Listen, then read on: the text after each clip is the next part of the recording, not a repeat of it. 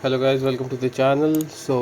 आज हम एक ऐसे फ़िलासफ़र को हम स्टडी करेंगे जिसने काफ़ी काफ़ी काफ़ी काफ़ी लोगों का जो है दिमाग आगे जाके चेंज किया। वेदर हम बात करें फ्रॉइड का, अ, हम इस फ़िलासफ़र के बारे में बात इसलिए करेंगे क्योंकि इसने काफ़ी ऐसा मेहनत वाली काम की है जो बाकी के फ़िलासफ़र ने अ, सही करने की कोशिश की, पर इसने जो है उनको पढ़ा और कुछ नया निकालने की कोशिश की, जो नॉर्मली भी हर एक फ़िलासफ़र करता ही है। तो बेसिकली हम आज आर्थर शोपेनहावर को देसी लैंग्वेज में जो है वो तोड़ेंगे, उसको अलग करेंगे, क्योंकि इसने भी ऑब्जेक्ट और सब्जेक्ट को अलग किया था।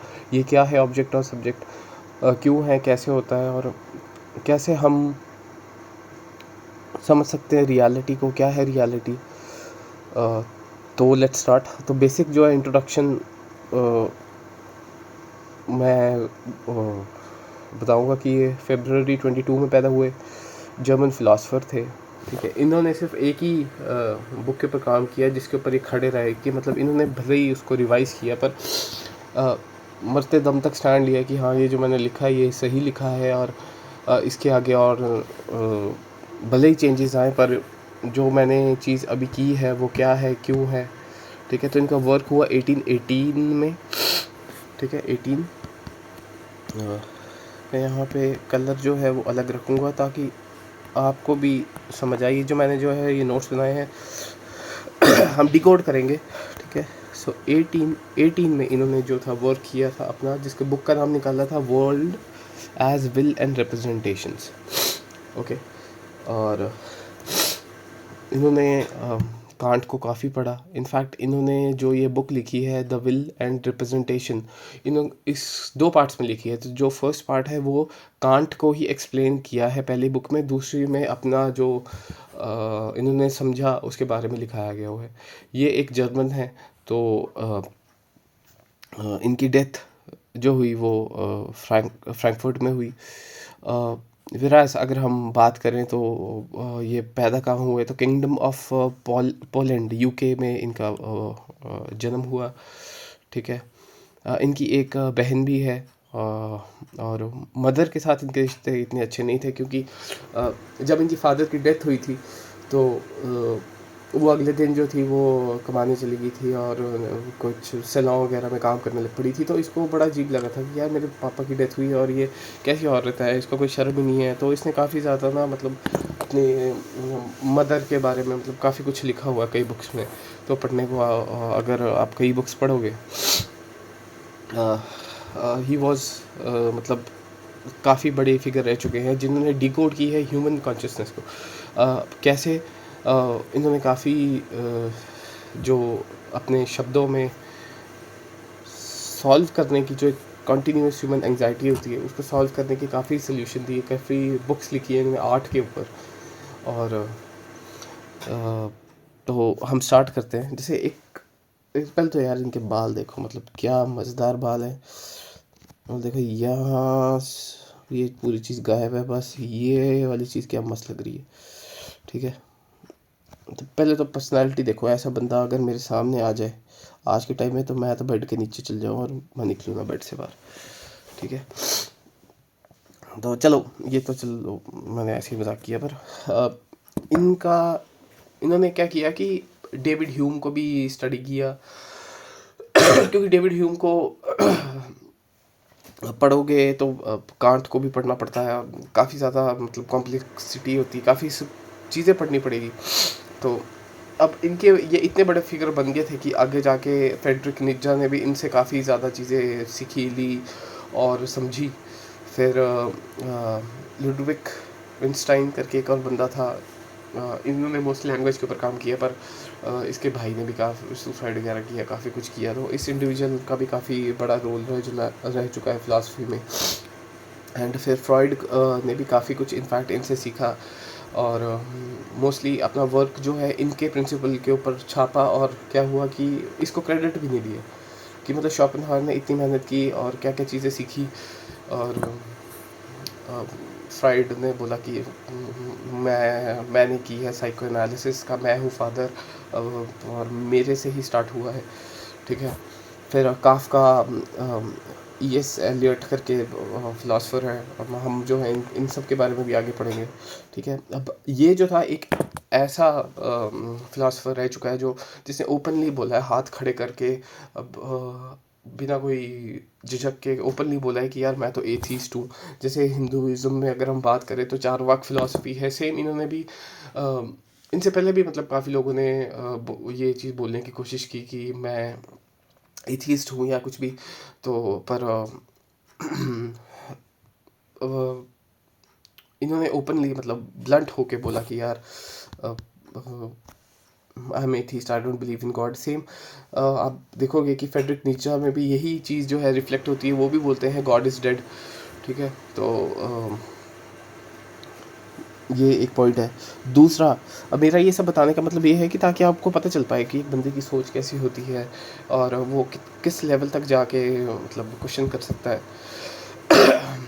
तो एक लियो स्ट्रॉस करके एक और फिलासफर रह चुके हैं जिन्होंने बोला है, जिन्होंने मरते दम तक ये चीज़ बोलते गए कि यार जॉन लॉक जो था वो भी एथीस्ट था।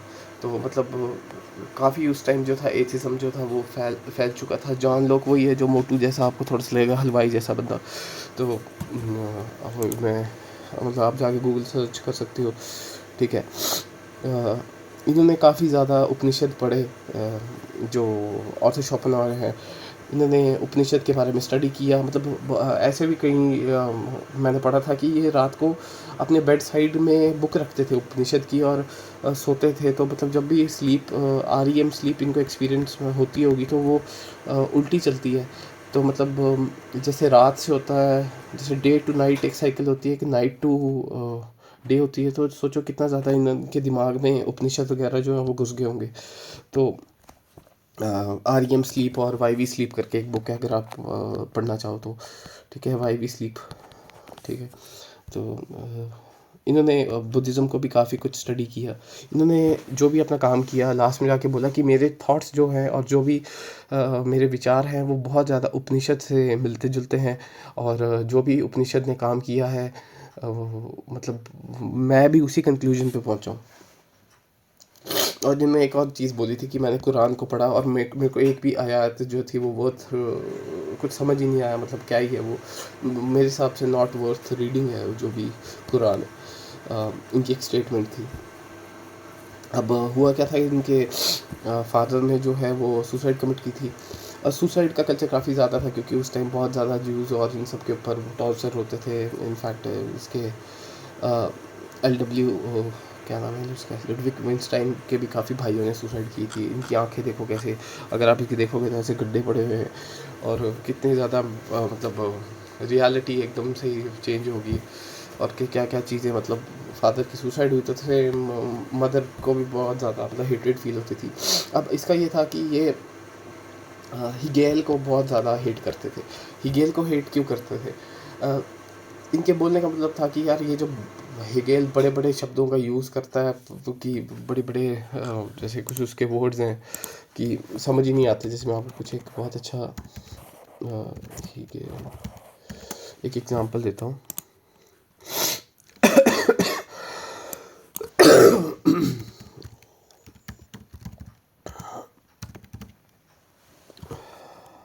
जैसे इन्होंने काफ़ी ज़्यादा हिगेल ने जो थे बुक्स लिखी हुई थी।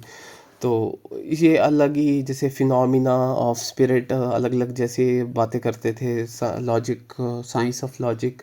अब इन बुक्स के अंदर अगर आप पढ़ने बैठो तो आपको समझ नहीं आएगा क्योंकि काफ़ी हैवी डेंसिटी वोकेबलरी यूज़ की हुई है, और काफ़ी मतलब रिच। आपको एक एक डिक्शनरी यहाँ खोलनी पड़ेगी फ़िलासफ़ी की, एक आपको किताबें यहाँ रखनी पड़ेगी, नेट सर्फ करना पड़ेगा। ठीक है। तो इसको जो था बड़ा अजीब लगता था कि यार क्या मतलब नॉर्मली भी तो बोल सकते हैं कि क्या हिगेल को पढ़ के कैसा क्या ही मिल जाएगा। इसने ये तक बोल दिया था कि हिगेल इतना ज़्यादा कॉम्प्लिकेटेड है कि जब वो मरेगा उसको कोई याद नहीं रखेगा, और मैं जो हूँ मैं ही, मेरा ही नाम होगा। वेराज ये जो जब इनकी डेथ हुई तो ये इतने फेमस नहीं हुए, और सॉरी इतने फेमस ये अपनी डेथ के बाद ही हुए हैं। और मतलब अपनी लाइफ टाइम ये वो स्टूडेंट ही रहे, कभी किस लॉज में काम करते थे, कभी कुछ मतलब इन्होंने काफ़ी कुछ पढ़ा। एंड इनकी एक बुक है जिसमें मैंने बताया 1818 में इन्होंने लिखी थी, the world as will and representation. तो ये विल क्या है, रिप्रेजेंटेशंस क्या है, हम समझेंगे कि क्या। तो सबसे बेस्ट बात क्या थी कि जब ये ट्वेंटीज़ में थे ना, इन्होंने ही ये बुक जो थी वो लिख दी हुई थी। तो ट्वेंटीज़ में मतलब कि काफ़ी ज़्यादा क्रिएटिव थे, काफ़ी ज़्यादा अमीर थे। तो ऑब्वियसली अमीर मतलब कि काफ़ी ऐसी जगह पे आते थे, रहते थे जहाँ पैदा हुए थे, जो काफ़ी रिच जगह थी। तो काफ़ी कुछ इन्होंने पढ़ा, नई नई चीज़ें सीखी और अपने थॉट्स को ब्रेक किया ताकि एक नया पैराडाइम शिफ्ट आए और कुछ नया सीखने को मिले।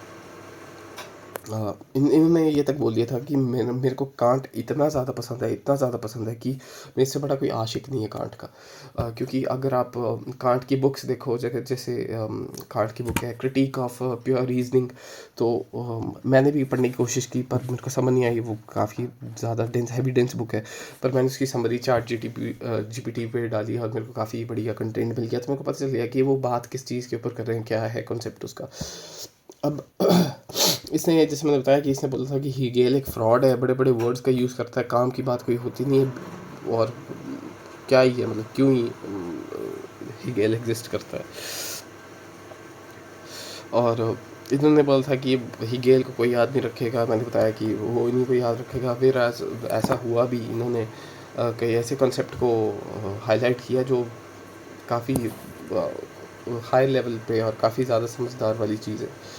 जैसे उस टाइम पे काफ़ी ज़्यादा ज्यूज़ के ऊपर अत्याचार हो रहे थे और काफ़ी लोग परेशान थे, तो इनको भी कई तरह की मेंटल प्रॉब्लम्स थी। साइकेट्रिक हॉस्पिटल में जाते थे, इनफैक्ट ये स्टडी करने भी जाते थे कि लोगों को, मेंटल पेशेंट्स को क्या प्रॉब्लम है, क्यों होता है ऐसा, क्या है चीज़, ठीक है। और जिसमें बताया उनको अपनी मदर से इतना लगाव नहीं था, उसको हेट होती थी अपनी मदर को देख के। और अपने डेथ के बाद वो फेमस हुए, मतलब डेथ के 2-3 साल पहले ही वो फेमस होने लगे, पर तब तक बूढ़े हो गए थे, 70 साल के आसपास तो उनकी लाइफ स्पैन थी। ठीक है, तो अराउंड 70 ईयर्स तक वो जिए हैं। मेरे को यार ही गेल के बाल बड़े अच्छे लगते थे, बाकी तो सब चीज़ें छोड़ो। तो ये जो था शोपेनहावर काफ़ी ज़्यादा जो था जुगाड़ू बंदा था। जुगाड़ू बंदा कैसा होता है कि पैसों का जुगाड़ ये कर लेता था ताकि वो इन सब चीज़ों के ऊपर जो था वो स्टडी कर पाए, समझ पाए, मेटाफिज़िक्स के बारे में समझ पाए, जर्मन आइडियोलॉजीज़ के बारे में मतलब समझ पाए, ठीक है, क्या है और क्यों है, कैसे है, रियलिटी क्या है, ठीक है। वोल्टायर सॉरी नाम का एक और फिलोसफर है जो काफ़ी ज़्यादा इन सब चीज़ों के बारे में, मतलब स्टॉक मार्केट और इन सब चीज़ों के बारे में तब काफ़ी ज़्यादा एक्टिव था। तो इनकी कहीं एक इलेजिटमेट डॉटर भी रह चुकी हैं, इनफैक्ट हर एक फिलोसफर की रह चुकी है, सेम एज हीगेल की भी थी, रेने डेकार्ट की भी थी। मेरे ख्याल से हीगेल की 2 थी, इनकी एक ही थी। और रेने डेकार्ट की भी मतलब नाजायज़ औलाद थी। और अब देख सकते हो कि मतलब वो शादी नहीं की, मतलब शादी भी की थी और नी भी की थी, मतलब काफ़ी ज़्यादा नॉटी टाइप बदला था। कभी यहाँ चल जाता था, कभी यहाँ चल जाता था। और देखो कितना मतलब सेक्सुअल डिज़ायर जो थी इसे रुक नहीं रही थी, कंट्रोल नहीं था घोड़े के ऊपर इसके। तो एक इसी बात को देख के मेरे को एक चीज़ याद आ रही है कि बर्ट्रैंड रसल की एक बात है कि जो बर्ट्रैंड रसल था वो भी मेरे ख्याल से अपने, उसकी भी एक, मेरे ख्याल से एक बेटा था या बेटी थी, तो वो भी काफ़ी ज़्यादा अपना परेशान करता था अपने बच्चे को।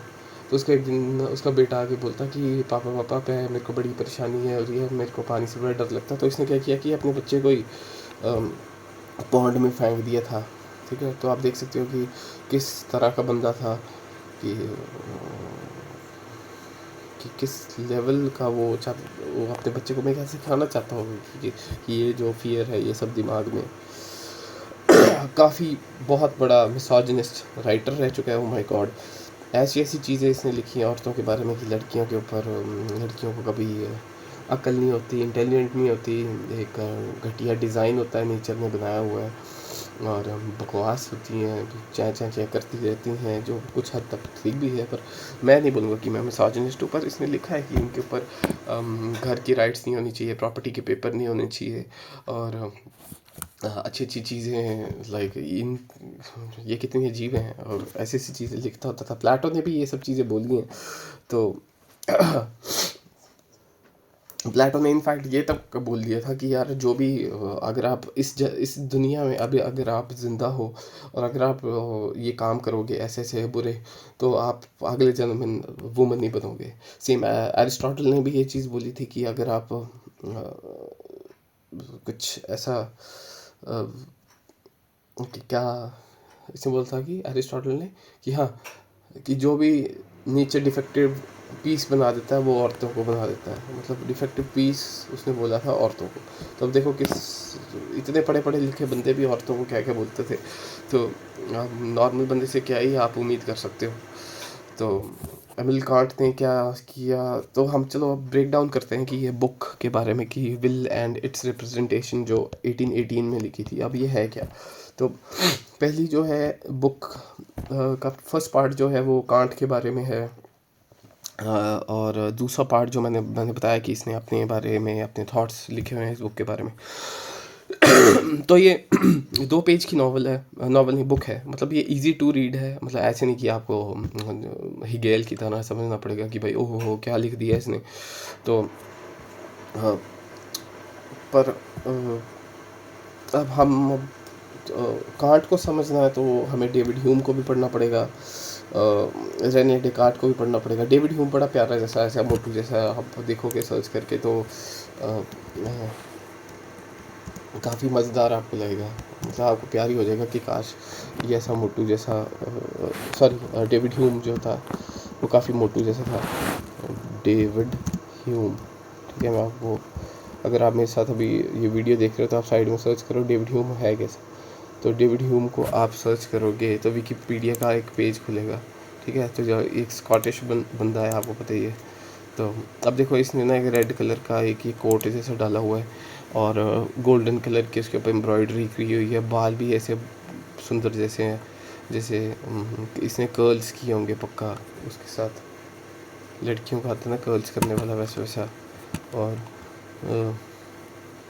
अब मतलब इसकी आँखें भी बड़ी फैसिनेटिंग सी मेरे को लगती हैं। एक इसकी पिक्चर में ये बैठा हुआ है धूप सेकने ऑनलाइन, जैसे मैं भी देख रहा हूँ, तो काफ़ी मज़ेदार लग रहा है मेरे को ये। तो मतलब ये सिर्फ देखने में ही इतने ज़बरदार नहीं थे, ये भी मतलब काफ़ी अच्छी अच्छी चीज़ें बोलते रहा, जैसे एक ट्रीटस ऑफ ह्यूमन नेचर करके एक बुक है इसकी, तो आप पढ़ सकते हो। मतलब मेरे को इतना फैसिनेटिंग नहीं लगा, कुछ इंटरेस्टिंग नहीं है इसके बारे में। पर हाँ, जो इसकी सबसे अच्छी बात ये थी कि ये चैलेंज करता था कि भाई सेल्फ है क्या चीज़, सेल्फ मतलब क्या, सेल्फ कौन कौन सेल्फ, सेल्फ क्या मेरी मेमोरीज़ है, सेल्फ क्या मेरे जहाँ से मैं आता हूँ ये वो है, सेल्फ क्या मतलब मेरे हाथ जो मैंने कपड़े डाले वो है, या मेरी स्किन का कलर, मेरी नेशनैलिटी, या मेरा खाने पीने का या खाना खाने का तरीका, वो है सेल्फ।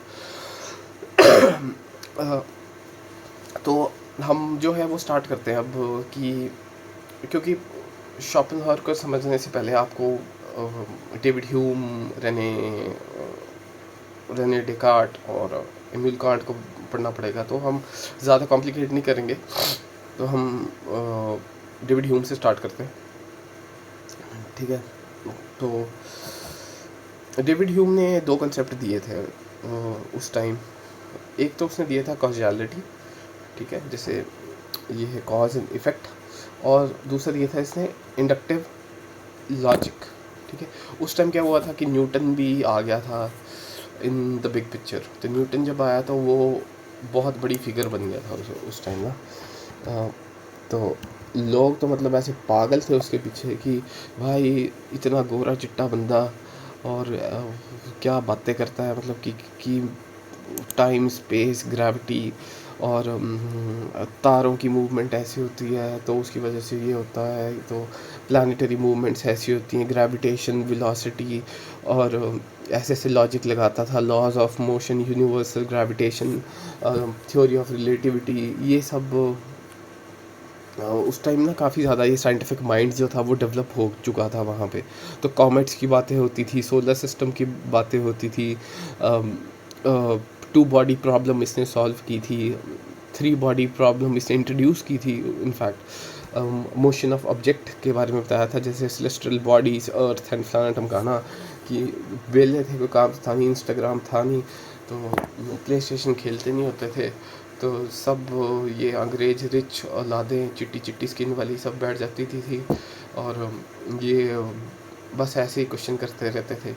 तो आप देख सकते हो कि कितना ज़्यादा साइंटिफिक टेम्परमेंट जो था वो बिल्ड हो गया था।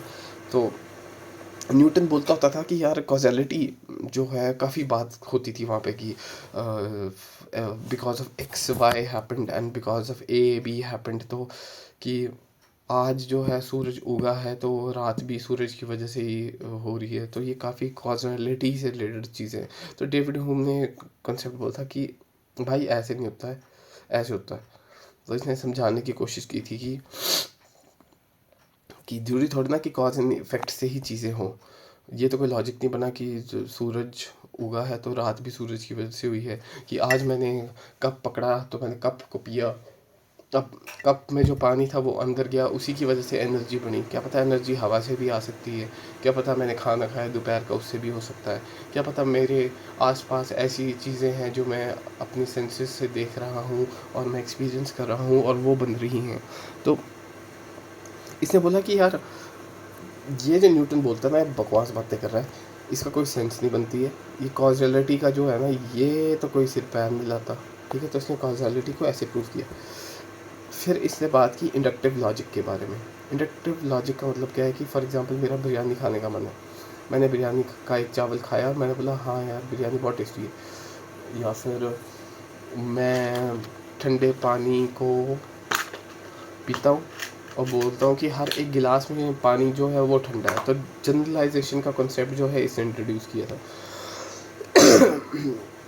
ठीक है, और इससे बोलता कि जो मैं बोल रहा हूँ ना कि कॉजलिटी नहीं है, और ये जनरलाइजेशन करना आप बंद कर दो चीज़ों को कि सितारों की वजह से जो है ये होता है, मार्स में जो चीज़ हो रही है वही अर्थ में भी हो रही है, कि बिकॉज ऑफ सेलेस्टियल बॉडीज़ तुम्हारे बॉडी के अंदर चेंजेस आते हैं। तेरा बेड़ा गर्क आज इसलिए है क्योंकि सैटर्न जो है वो स्पीड से घूम रहा है और मार्स बीच में आ गया है और सन की ग्रेविटेशन पुल लग रही है, तो तेरे ज़िंदगी में पैसे नहीं है तेरे पास।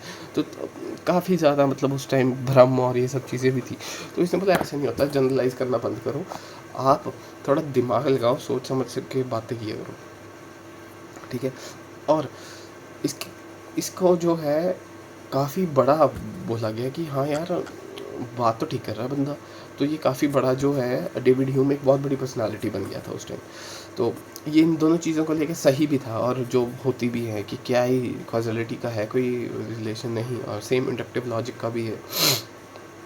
तो आइंस्टाइन आता है भाई, अपना आइंस्टाइन।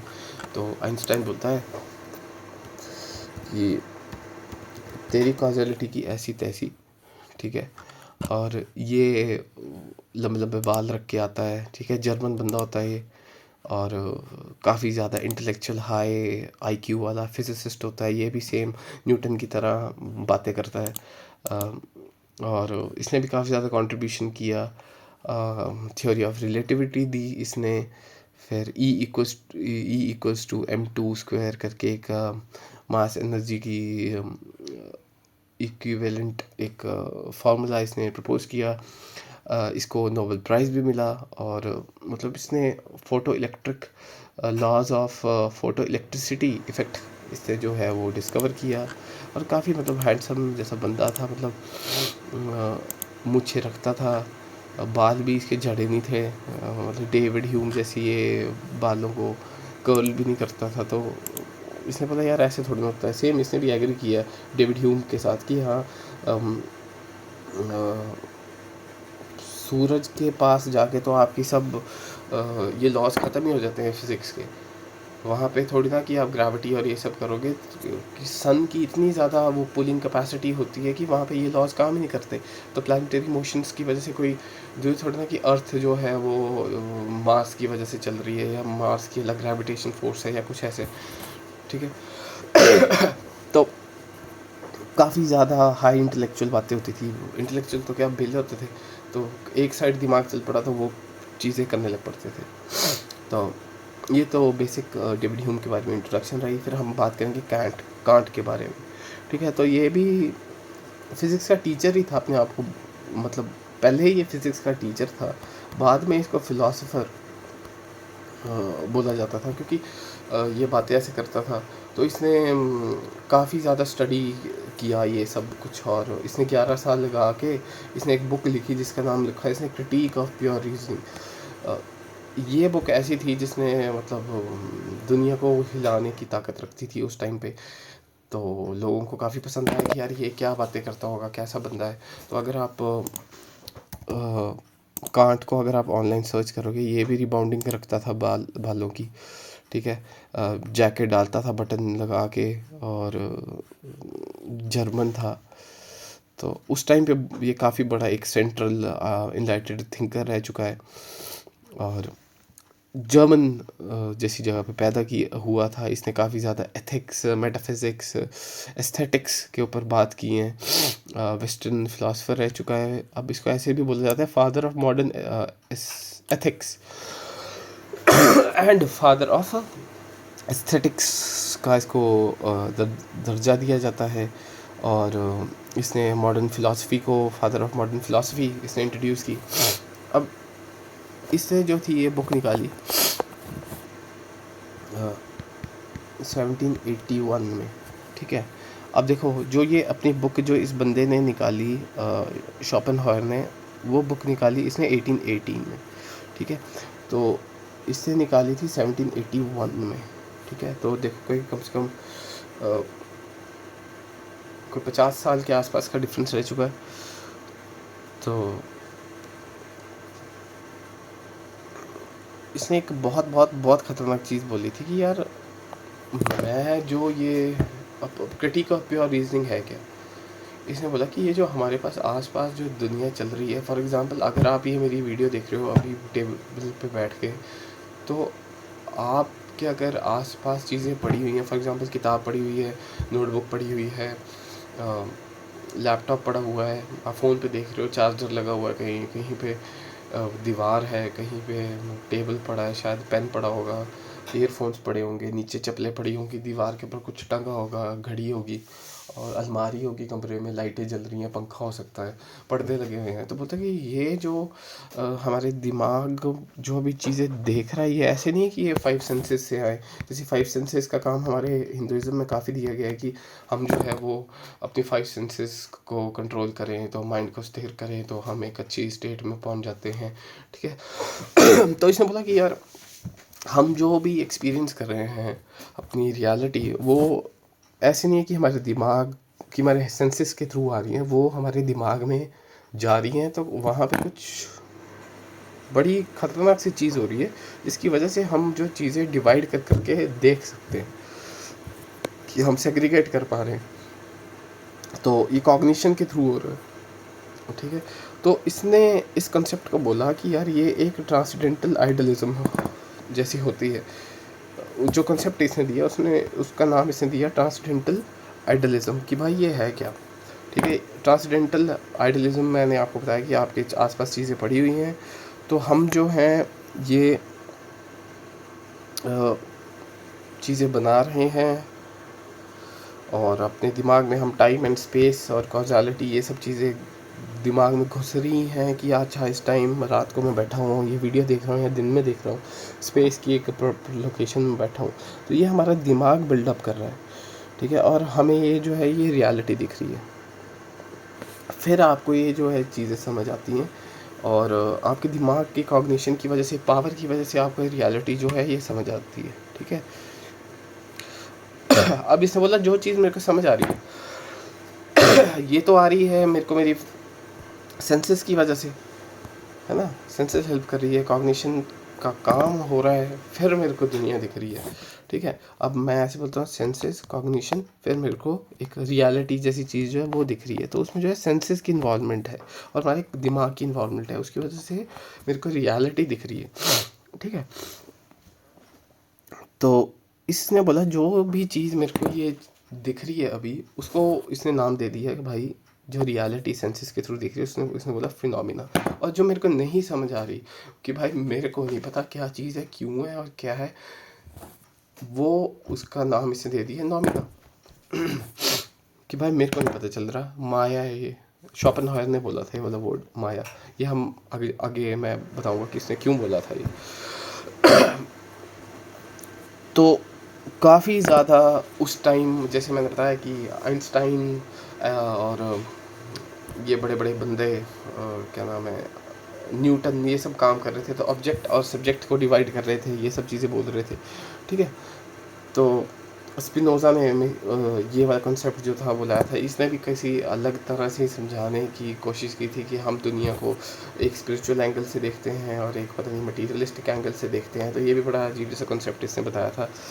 तो स्पिनोज़ा के बारे में हम आप थोड़ा सा बात कर लेते हैं, ताकि आपके दिमाग में भी आगे जाके पता चले कि ये कौन है। ये अ, एक लॉयर टाइप का बंदा है। ठीक है। कपड़े क्योंकि इसने वैसे डाले हैं, बड़े बड़े बाल रखे हुए हैं इसने, बड़ी बड़ी आंखें डड्डुओं की तरह। और ये भी एक फ़िलासफ़र है, पोर्चुगल और जूइश ओरिजिन का है।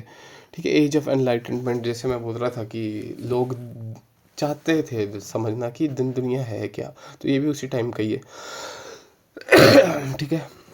तो ये काफ़ी पहले का है, मतलब ये पैदा हुआ है, जैसे ऑनलाइन मैं देख पा रहा हूँ 1632 और 1677। तो ये कांट से भी पहले का बंदा है। तो आप लगा लो कि ये क्या क्या बातें करता होगा। और मतलब ये भी दुनिया को, मतलब उस टाइम सब ना समझने की कोशिश ही कर रहे थे कि यार दुनियादारी है क्या चीज़। तो इसने एक बुक लिखी थी जिसका नाम था एथिक्स। ये भी अब काफ़ी मशहूर, बहुत उस लेवल पे, तो मतलब काफ़ी ज़्यादा फेमस था। और इसके ऊपर मूवीज़ भी हैं, आप देख सकते हो।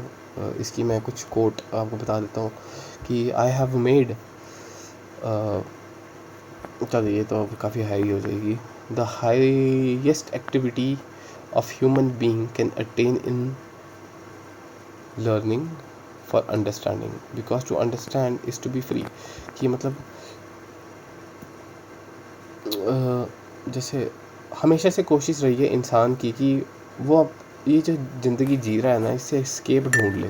वो शराब में जाता है, लड़की बाजी में जाता है, नशे में जाता है। ठीक है। या फिर डांस करने लग पड़ेगा, भंग वगैरह करने लग पड़ेगा।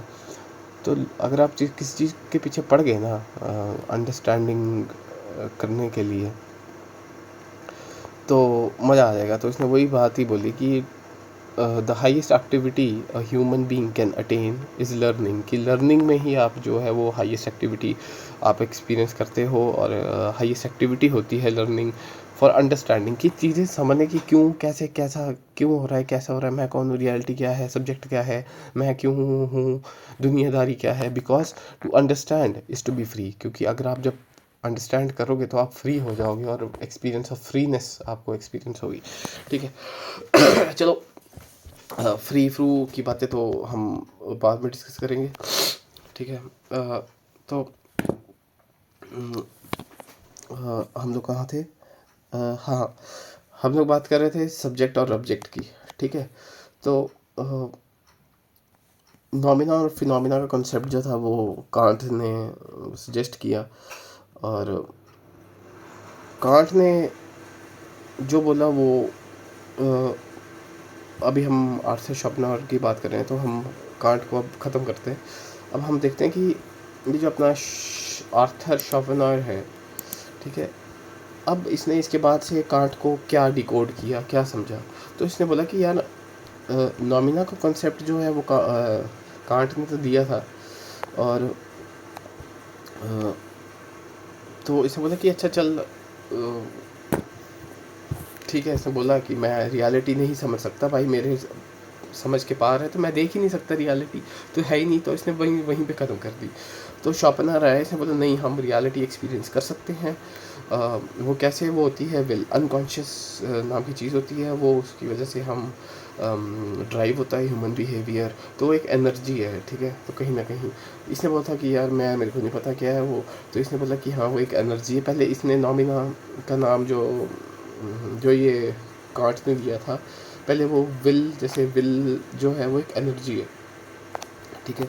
तो इसने जो डिसाइड किया था कि मैं जो है एनर्जी ही इसका नाम रख दूंगा, कि जो अनकॉन्शियस ड्राइव होती है, अनकॉन्शियस पावर टू एक्ट, ठीक है, तो उसका नाम ये पहले एनर्जी रखने वाला था। तो इसने काफ़ी सोच विचार के किया कि नहीं विल रखता हूँ मैं, तो इसने विल रखा।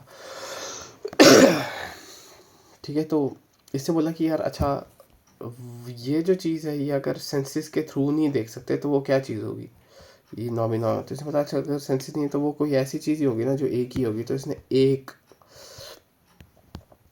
को जो है वो एनर्जी दे दी, एनर्जी नाम देने का सोच रहा था। तो इसने एक को जो बोला वो विल। ठीक है, ये सब एक ही तो है, पेन, कॉपी, पेपर, लैपटॉप। जैसे मैं एग्जांपल दूँ, जूते पड़े हैं दीवार पे, ये सब एक ही है। बैग पड़ा है साइड में, ईयरफोन्स पड़े हैं, आप लैपटॉप देख रहे हो, लैपटॉप भी या फिर फ़ोन पकड़ा है या कहीं पे भी देख रहे हो टैबलेट में, ये एक ही तो है। तो इसने इसका नाम एक दे दिया था। एक तो एक ओमकार सतनाम, अगर हम अभी से कंपेयर करें, एक ओमकार सतनाम अल्लाह। ठीक है, उस टाइम ये मैं बता रहा हूँ मैं क्यों लिख रहा हूँ अल्लाह या फिर राम। ठीक है, ये हर एक चीज़ एक ही है, तो एक ही है तो इसका मतलब क्या है। ठीक है, तो इसने एनर्जी को, जैसे अगर हम अभी बात करें स्पिरिचुअलिटी के टाइम की, तो ये कॉन्सेप्ट तब का है कि शोपेनहावर ने विल को बोला कि हाँ भाई वो एक ही चीज़ है। तो ये वही मैं बता रहा था अभी। तो रिप्रेजेंटेशंस विल मैंने बता दिया कि अच्छा वो एक चीज़ होगी जो हम नहीं एक्सपीरियंस कर सकते और हम अपनी सेंसेस के थ्रू ही कर सकते हैं, जैसे उसको फिनोमिना बोला कांट ने। तो रिप्रेजेंटेशन का मतलब ये कि हम कॉग्निशन लगा के फिर जो हमें दुनिया दिखती है उसको, तो इसकी जो बुक हुई वो ऐसे, तो सेम एक ही ये दुनिया एक है, सब कुछ एक है। तो एक मिनिस्टर, एक आर्ट का नाम का एक मेरे को नहीं लगता कि शायद इसको उपलब्धि दे दी है सेंट की चर्च ने, पर उसने एक बात बोली थी, the eye through which I see God is the same eye through which God sees me, my eye and God's eye are one, one seeing, one knowing and one loving. ये जो देखने वाला है, ऑब्जर्व्ड, ऑब्जर्वर, रिफ्लेक्टर, प्रोड्यूसर, ये हर एक चीज़ जो है वो एक ही है। ठीक है, तो शोपेनहावर जो था वो इस विल के पीछे पड़ गया अब कि भाई क्या चीज़ है विल, क्यों है, कैसे है। ठीक है, विल के बारे में अंडरस्टैंडिंग करने लग पड़ा। अब अंडरस्टैंडिंग मैंने बताया एक ऐसी एक्टिविटी है कि आप इंडल्ज हो जाते हो, आपको दुनियादारी से कोई लेना देना नहीं, मज़ा आने लग पड़ता है। ऐसा लगता है कि शराब पीने बैठे हो, फुल इनलाइटमेंट हो रही है, एक्सरसाइज पे चलोगे या गेम खेलने चल गए हो। ठीक है, तो वो काफ़ी ज़्यादा बिजी हो गया इन सब चीज़ों में। तो इसने काफ़ी ज़्यादा स्टडी किया कि हमारा जो बेसिक ह्यूमन बिहेवियर होता है ना वो बहुत ज़्यादा सेक्स ड्रिवन होता है। कि मतलब इसने फूड से पहले सेक्स को रखा, मतलब कि बंदा खाता ही इसलिए ताकि रिप्रोड्यूस कर पाए। ठीक है, तो इसने बोला कि हमारी काफ़ी ज़्यादा जो इंटरनल ड्राइव्स होती हैं वो हमारी अंदर से आती हैं। तो आप देख सकते हो कि शोपेनहावर ने ये कॉन्सेप्ट दिया था सेक्स का, फ्रॉइड ने इसके ऊपर थोड़ा सा अपना चूरन लगा के, थोड़ा काम करके, ठीक है, लिपा पुत्ती करके, पेंट पूंट करके बुकें छापने लग पड़ा था, और शोपेनहावर को इसका क्रेडिट भी नहीं देता होता था। ठीक है, तो मतलब to understand the journey, to understand the unconscious and the energy behind it started from the Schopenhauer only. Okay, तो इसने बोला कि ये एक ऐसी इंटरनल ड्राइव होती है विल कि एक मेटाफिजिकल एनिमल की तरह होती है। ठीक है, ये अंदर ही अंदर होती है और पता ही नहीं चलता कि क्या हो रहा है आपके साथ हो जाता है। फॉर एग्जांपल गुस्सा आ जाएगा या फिर भूख लगेगी या फिर कहीं आप भागने चल जाओगे, तो ये अंदर ही अंदर हो रहा है। इसने बोला कि यार फ्री विल नाम की तो कोई चीज़ ही नहीं होती है। ठीक है, कि फ्री विल है क्या, क्यों। फॉर एग्ज़ाम्पल आपका अभी खारिश करने का मन हुआ, सिर पे खारिश हुई और आपने खारिश की, तो इसने बोला कि यार ये जो खारिश हुई आपकी फ्री विल से तो नहीं, अंदर ही अंदर कुछ ना कुछ तो हो रहा है। ठीक है, एग्जांपल नंबर 1। एग्जांपल नंबर 2, आपका मन कर रहा है फरारी लेने का। ठीक है, अब ये जो डिज़ायर है ये आई कहाँ से, ये आपके अंदर से आई। ठीक है। अब आपके अंदर से आई तो अंदर से कहाँ से आई, आप क्वेश्चन करोगे तो पता चलेगा सोसाइटी से आई या कुछ भी। तो इससे बोला कि फ्री विल नाम की चीज़ एग्जिस्ट ही नहीं करती। सेम अगर हम बात करें रॉबर्ट सपोल्स्की के बारे में, ठीक है, वो भी यही कॉन्सेप्ट के बारे में बात करता है कि यार फ्री विल जैसी कोई चीज़ ही नहीं होती। उसने एक डोमिनेंस हायरार्की नाम की चीज़ दी थी बिहेव जैसी बुक में, जो बहुत पहले लिखी थी। एक बार मैं देखता हूँ कब लिखी थी। ठीक है, बिहेव बुक, ठीक है, Behave book book book book Robert Sapolsky ना, रॉबर्ट सपोल्स्की। तो रॉबर्ट सपोल्स्की ने बिहेव लिखी थी 2017 में। इसमें मतलब डोमिनेंस हायरार्की नाम की कोई चीज़ नहीं होती, ठीक है। अब ये उसकी नई बुक आई है, determined a science way of life without, मेरे ख्याल से क्या नाम, विदाउट फ्री विल, शायद यही बुक का नाम है। तो हम पढ़ेंगे इसके बारे में भी। हम क्योंकि हम क्यूरियस हैं, हमें जानना है, हमने काफ़ी चीज़ें पढ़ ली हैं, तो हम और भी पढ़ेंगे, सीखेंगे, इस जर्नी को एंजॉय करेंगे, ठीक है। कुछ और 2-3 पॉइंट जो है वो मैं इस महान व्यक्ति आर्थर शोपेनहावर के बारे में बताना चाहता हूँ कि भाई ये बंदा बोलता है कि दुनियादारी सफरिंग से भरी हुई है, सेम बुद्धा की तरह। क्योंकि बुद्धिज़्म को पढ़ा था और हिंदुज़्म को भी पढ़ा, तो उसने बोला ये दुनिया जो है ये माया है एक। माया मतलब आप यहाँ पे आ गए हो, आपका बेड़ा गर्क होगा, दुख दर्द हर एक चीज़ एक्सपीरियंस होगी, सफरिंग ही सफरिंग होगी, और दुख से इतना बुरा हाल हो जाएगा कि आप बचपन से लेकर आपके दिमाग में एक स्टोरी बिल्ड है कि मैं एक छोटा बच्चा था, बड़ा होगा पर वो नौकरी पे लगेगा, शादी होगी, बच्चा होगा, पर जब आप बूढ़े होगे आप, उससे पहले ही आप अपनी मदर की डेथ देखोगे, फादर की डेथ देखोगे, दोस्तों की डेथ देखोगे, रिलेटिव की एक्सीडेंट होगी, बीमारियाँ होंगी, प्यार टूटेगा, दोस्त धोखा देंगे, मतलब इतने ज़्यादा दिक्कतों से आपकी ज़िंदगी गुजरेगी। तो इसने बोला कि यार ये दुनियादारी बड़ी बकवास चीज़ है। तो इसने बोला अच्छा अब इस सफरिंग से दूर कैसे रहा जाए, ठीक है। एसर्टिज्म, ऐसे बोला कि बाबे बढ़ जाओ, ठीक है, चोली चोली डाल लो, रिश्तेदारी की गई की ऐसी तैसी, ठीक है, दोस्तों की गई ऐसी तैसी, खाना पीना छड्डो, ठीक है, फुल साइलेंस में चले जाओ, गरीबी में जियो, और ऐसा लाइफस्टाइल अडॉप्ट करो जिसमें आप सेल्फ खुद ही डिनाई करो चीज़ों को, और वर्ल्डली प्लेजर से दूर हो। यही है भाई, और कोई कुछ नहीं कर सकता, यही आपके स्पिरिचुअल गोल होने चाहिए। ऐसी ज़िंदगी जियो तो आप बढ़िया, मतलब सफरिंग से दुखी नहीं होगे। दूसरा इसने बोला एस्थेटिक्स। अब ये क्या है, इसने बोला कि यार बंदे को ना एस्केप चाहिए कहीं ना कहीं, तो वो एस्केप कहाँ पे ढूंढे। तो इसने बोला एस्केप ढूंढने की जगह ये है कि आप आर्ट के साथ इन्वॉल्व हो जाओ। अब इसने काफ़ी ज़्यादा बुक्स जो हैं वो लिखी है आर्ट के ऊपर। जैसे आप अभी सर्च करोगे तो इसने सबसे ज़्यादा इम्पोर्टेंस ही म्यूज़िक को दी है। इसने बोला क्योंकि जो बेसिक जो अंदर है सब मॉलिक्यूल के अंदर, और अंदर पता नहीं क्या चीज़ है, एनर्जी आप देख नहीं सकते, वो सिर्फ वाइब्रेशंस ही हैं। तो म्यूज़िक जो है वो भी एक वाइब्रेशंस ही हैं, तो सबसे क्लोजेस्ट है। हम वहाँ पे जाके हम क्लोज़ हो सकते हैं सबसे ज़्यादा, ठीक है। तो इसने बोला कि एस्थेटिक्स जो है एक आपको रिलीफ प्रोवाइड करता है, आपको पुचकारता है, आपको खुशी देता है, आपको एंडोर्फिन्स रिलीज़ होते हैं। तो आप देख सकते हो कि कितनी ज़्यादा हाई लेवल की बातें करते थे उस टाइम के लोग, जो अभी तक भी हमें हेल्प आउट कर रहे हैं to escape anxiety, to escape all the mental cognitive load, and to understand the reality. जो पुराने लोगों ने काम किया हमने उनको समझा, और हम और ज़्यादा हेल्प आउट करेंगे, और ज़्यादा नई नई चीज़ें सीखेंगे। मैं अपलोड करूँगा वीडियो लेक्चर्स। आई होप आपको ये Arthur Schopenhauer, half bold man जिसको मैं बोलूँगा आधा गंजा आदमी, अगर उसके लेक्चर आपको पसंद आ रहे हैं तो आप लाइक करो, सब्सक्राइब करो। Thank you.